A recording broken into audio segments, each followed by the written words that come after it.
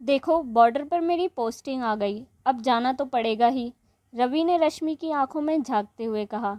ठीक है, जाओ, लेकिन लेकिन वेकिन कुछ नहीं, जाना तो है ही। तो हमारी शादी? रश्मि की आंखों में 4 महीने बाद आने वाली शादी के सपने तैरने लगे। अभी तो शादी में 4 महीने हैं, तब तक बॉर्डर पर सिचुएशन नॉर्मल हो जाएगी। मैं आ जाऊंगा। ठीक है, जाओ, लेकिन एक वादा करो कि मुझे वहाँ से हर दिन चिट्ठी लिखोगे। वादा करता हूँ, हर दिन तुम्हें मेरी तरफ से एक लिफाफा मिलता रहेगा, लेकिन वहाँ पर शायद इतना समय ना मिले कि मैं कुछ लिख सकूँ।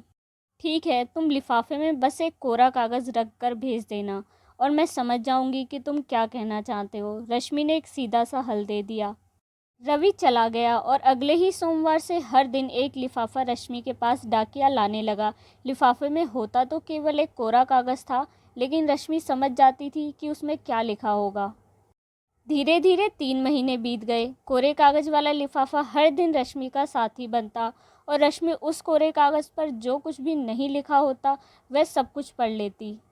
अब शादी में केवल 1 महीना रह गया था। जैसे जैसे शादी के दिन नज़दीक आ रहे थे, रश्मि के दिल की बेचैनी बढ़ती जा रही थी।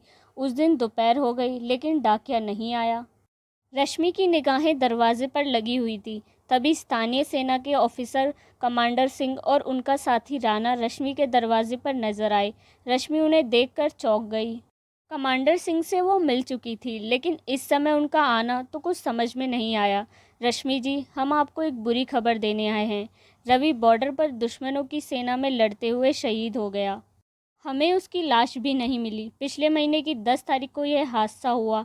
आज जब हमको यह यकीन हो गया कि अब हम उसकी लाश नहीं ढूंढ पाएंगे, तो हम आपको खबर करने आए हैं। रश्मि को कुछ समझ में नहीं आया। थोड़ी देर तो वह जैसे पत्थर की मूर्ति की तरह बैठी रही, फिर बोली, लेकिन ऐसा कैसे हो सकता है? मुझे अभी कल ही तो उनकी चिट्ठी मिली है। रश्मि जी, वह चिट्ठी पिछले 10 तारीख के बाद से रवि का दोस्त प्रदीप आपको पोस्ट कर रहा था। रवि ने प्रदीप से कह रखा था कि अगर किसी हादसे में रवि घायल हो जाए तो उसकी जगह प्रदीप एक लिफाफे में कोरा कागज़ रखकर आपको पोस्ट करता रहे। बॉर्डर से चिट्ठी आने में लगभग 1 सप्ताह लग जाता है, पर अफसोस की बात यह है कि 1 सप्ताह पहले ही प्रदीप भी शहीद हो गया।